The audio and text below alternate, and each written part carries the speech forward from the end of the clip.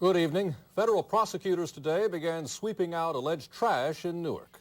A federal indictment unsealed today charges the mob had a stranglehold on the Newark Department of Sanitation for the past decade, costing taxpayers millions of dollars. As Trish DeGasperis reports, 9 are under arrest this evening. 60-year-old Samuel Verderisi is the director of Newark Sanitation Department.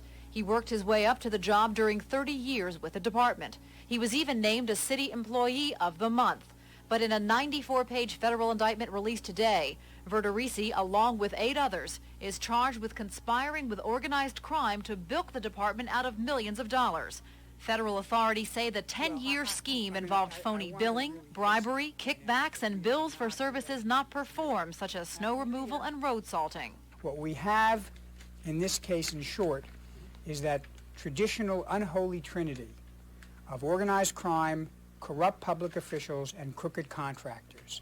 And the loser over a 10-year period was the city of Newark and its taxpayers. What we have here are services that were not performed, or if they were performed, they were not performed according to the specifications of the contract. And what we are talking about here is really poor or non-existent services and illegal greed.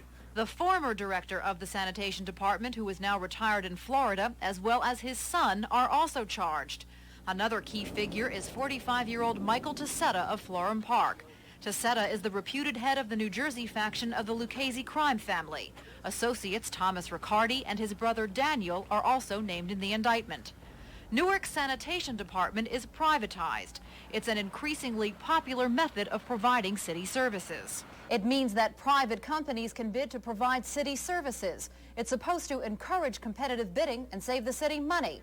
But in this case, say federal authorities, it cost the city millions. I don't know that it would be appropriate to regard an indictment like this as an indictment of the concept of privatization. There will always be a minority of people who see an opportunity to enrich themselves unlawfully. An angry Mayor Sharp James today suspended the sanitation director without pay and promised his own investigation into how those accused allegedly got away with it for a decade. The systems were circumvented with a very clever scheme that we will have to identify and immediately have corrective action. Meanwhile, all of those charged today are free tonight on bail. Trish DeGasperis, NJN News, Newark.